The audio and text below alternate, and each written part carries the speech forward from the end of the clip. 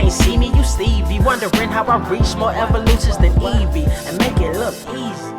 What is up, Earth's mightiest subscribers? It's Blerd without fear. Welcome back to the channel. Today's video, I'm gonna be talking about Invincible Iron Man #4 by Jerry Duggan and Juan Frigeri. This is the issue that is pretty much telling you out and outright who is the one that has been behind the recent troubles that Tony Stark has been dealing with as of late. He has been dealing with the fact that his company has been stolen from him. Not only has his company been stolen from him, but it has also come at one of the most inopportune times for Tony Stark because he is practically penniless, at least by rich guy standards. He has lost a lot of his money because he has spent a lot of it tracking down the most dangerous and most powerful weapons of mass destruction in the world and compiling them all in a hidden bunker, taking them off the table from the likes of Dr. Doom, Kingpin, and various and sundry other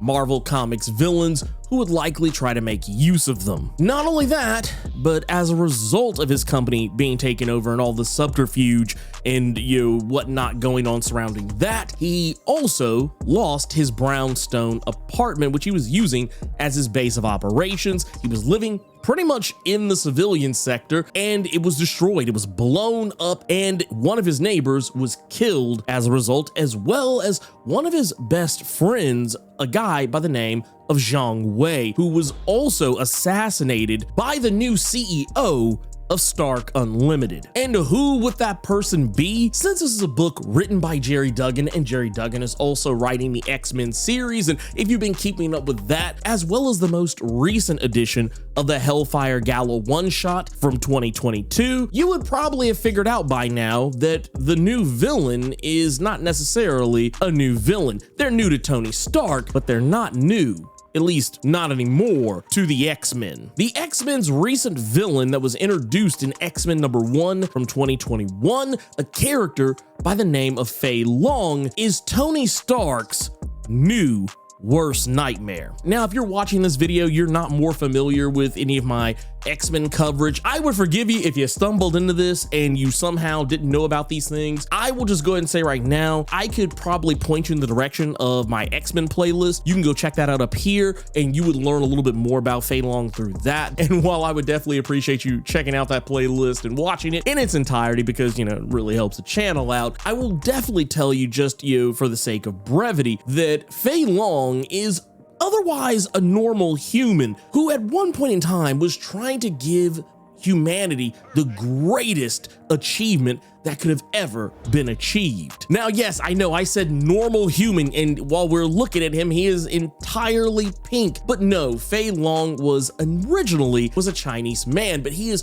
undergone some transformations as of late, radiating his body to the point that it mutated him into what is essentially a post-human. He did this because he wanted to get back at mutant kind for stealing his greatest achievement, and that was from the Hellfire Gala of 2020, where Krakoa's Omega level mutants had terraformed Mars and completely derailed everything Fei Long was trying to accomplish. You see, if you go back to the Hickman run of the Avengers, and it's actually brought up here in this comic on more than a couple of occasions, long story short is that during the Jonathan Hickman run in Avengers #3, it was roughly around this time where Hickman was setting up major events like Infinity and Secret Wars and so on and so forth, where he had introduced a character by the name of Ex Nihilo.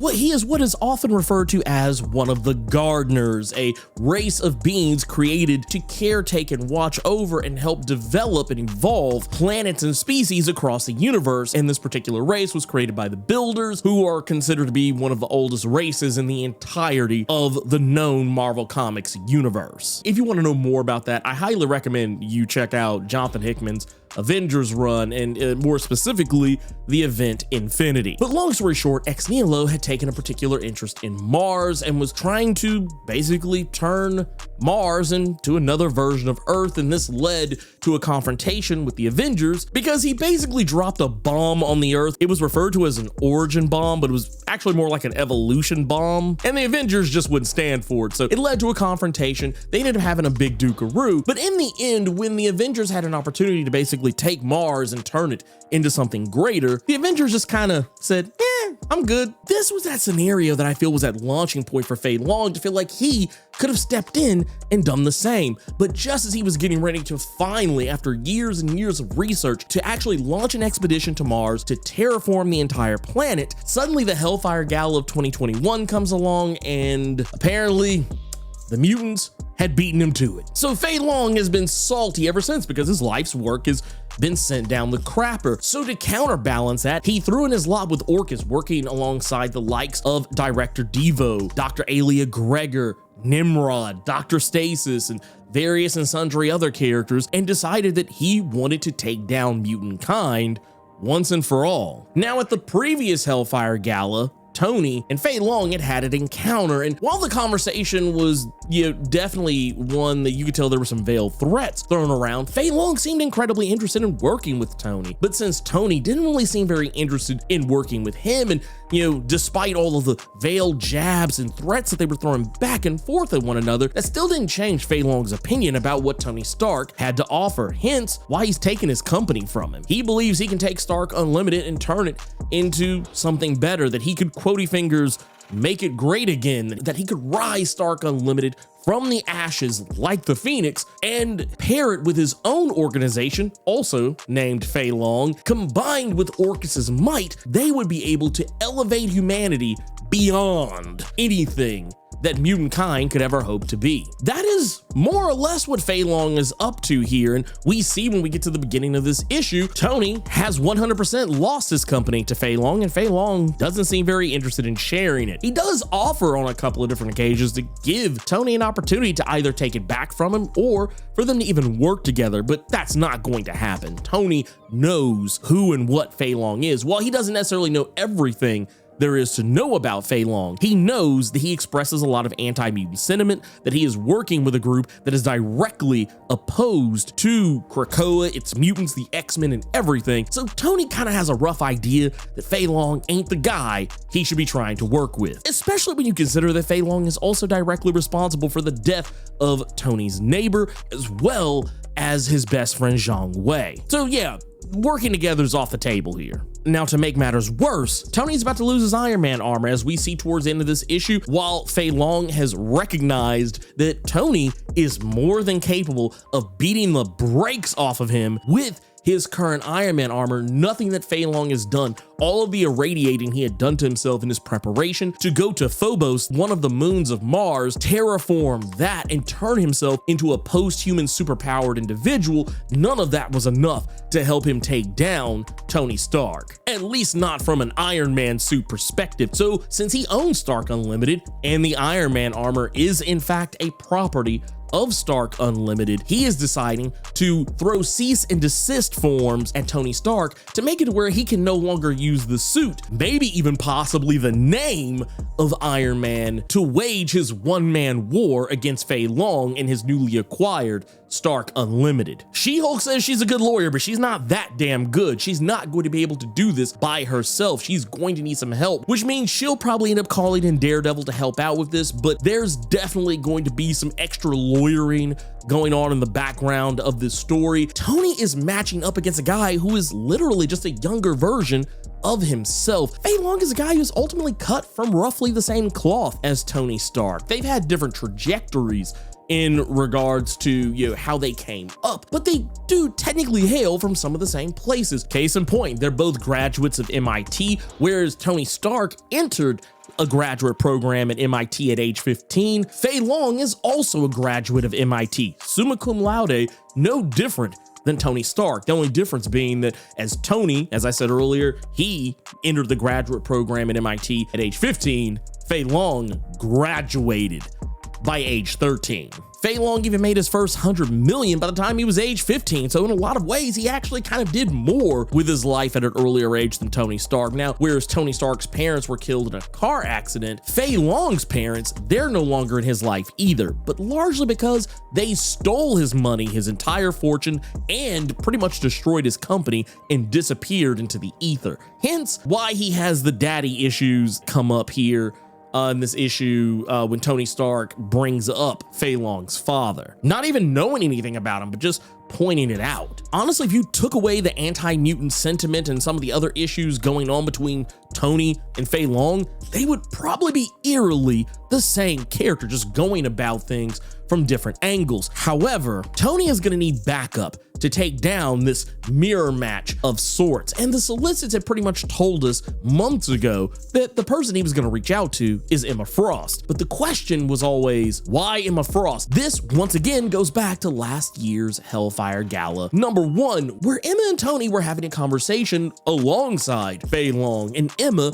not really enjoying the company of either of the two men, especially Fei Long, considering this was not long after Fei Long had taken over the moon of Mars and using it as a base camp and staging ground so that Orcus could further wage their war against the planet formerly known as Mars. Tony tried to warn Emma that they needed to be allies going forward because Krakoa had unveiled all manner of crazy mutant technology that was just going to make humanity jealous and was only going to create more enemies than it would friends. And while Emma didn't really take any heed to it, there was a particular part of the conversation Tony brought up that Emma had no clue about. Now, on the X-Men side of things, I have long talked about the levels of treachery and sneakery that have been going on with Krakoa and its Quiet Council ever since its inception. However, one of the things, and I think it's a plot thread that really hasn't been brought up much, if not ever, since it initially kicked off in the X-Men Fantastic Four crossover by Chip Zdarsky in 2020, was that Charles Xavier and Magneto had wiped Reed Richards' mind of a device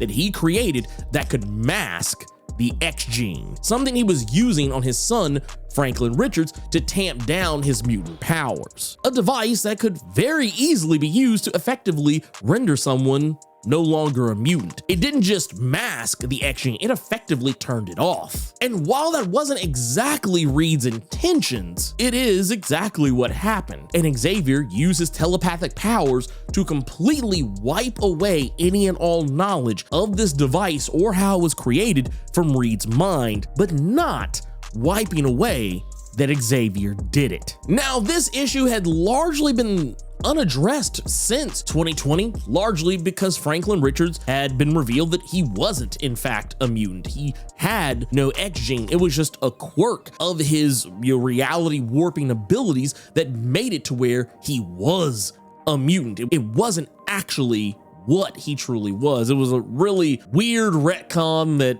yeah, I'm not gonna give much more breath to. That is largely why that plot thread got left on the cutting room floor. But Jerry Duggan brought it back last year at the Hellfire Gala, and Tony brings it up because Reed Richards told Tony Stark at the gala what Xavier had done to him. And when Emma and Tony part ways, one of the last things Tony says to Emma as she's walking away from him is that, "Thank you for letting me remember our little chat." And Emma is confused by this because she's wondering what exactly it is he's talking about, and he just simply tells her to go ask Reed Richards, and telling her to introduce herself because there's no telling what he may or may not remember anymore. This basically has kind of set the stage for Tony and Emma to have future encounters down the road, and that's exactly what's going to happen here. Tony is reaching out to Emma Frost to see if she can help him take down Fei Long because they have a mutual enemy. As he asks Emma himself, is the enemy of my enemy my friend or my enemy? Now, whether or not this pairing sticks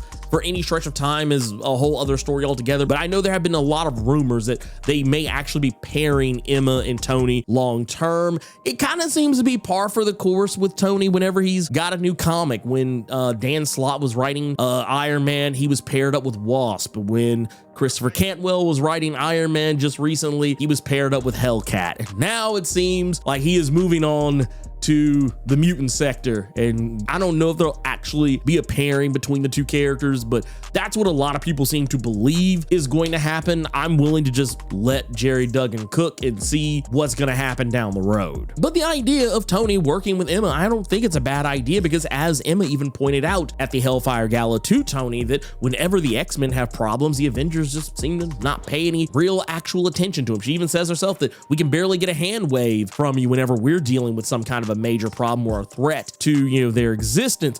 But when the Avengers have a problem, the X-Men are just expected to come running to their rescue. There have been a lot of changes as of late in this, the more recent parts of this current Krakoan era, where I do feel like, you know, a lot of the criticisms, I've actually seen a lot of you in the comments, and people have talked to me on Twitter about how, oh man, it's so weird, the X-Men and the Avengers, like, when, you know, they don't really seem to interact with each other very much unless it's on the Avengers terms. The Avengers never come, you know, running to the X-Men's rescue. And to be fair, I think the last time I remember something like that happening was actually like during the Onslaught saga, and I'm sure it's happened, you know, sometimes in between there, but that's like the most major event that I can remember the Avengers actually, you know, stepping in, and it wasn't even really, I think, as much to help as it was they were just drug into it. Once again, it's been a while since I've read that comic, and I don't, like I said, I don't really remember that many other instances, but yeah, it is kind of a common thread that the Avengers just kind of mind their own business when mutant affairs come up. It's something Captain America has even recently admitted is one of his greatest failings. And since Judgment Day, especially in the wake of Captain America being resurrected by Krakoan methods,